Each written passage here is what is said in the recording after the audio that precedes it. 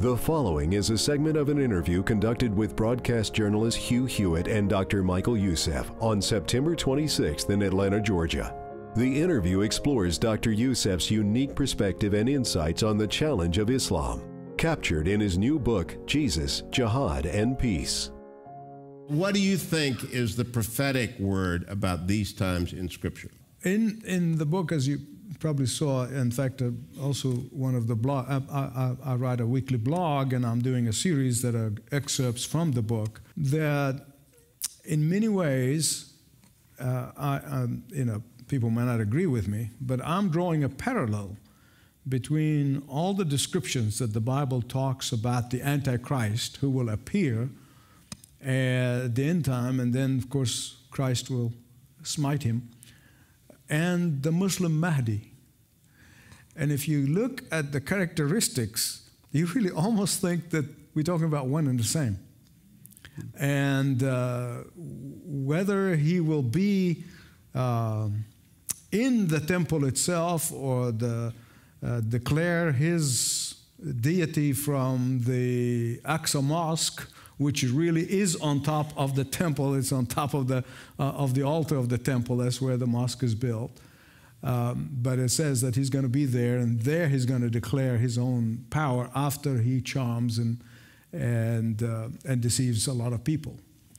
And just think about this today.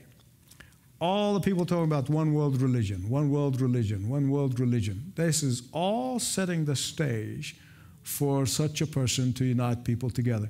And if you think of the Hindu, the Buddhist, the Muslims, the atheists, the agnostics, and all the New Age, and even some people in the mainline churches, I hate to say that, but it's true.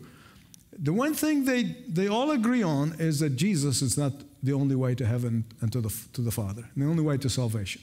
They agree on that one thing.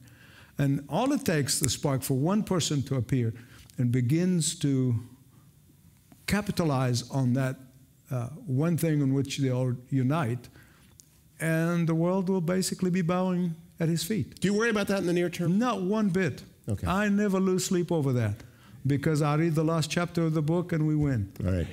I know that. I mean, I know that. Yeah, my desire, what keeps me awake and short nights, is praying and how can I take more people to heaven with me.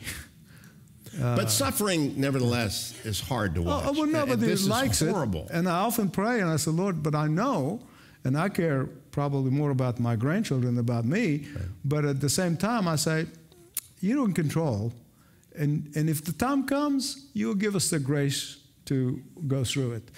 But I have two precious friends, both Baptist preachers. One thinks that if you see the Antichrist, you missed out on the rapture. And the other one says, no, we're going to have experienced the Antichrist for 3.5 years. So I decided not to take sides and say, whether it is or it is not, it doesn't really matter in the end, because God will give us grace, whatever we face.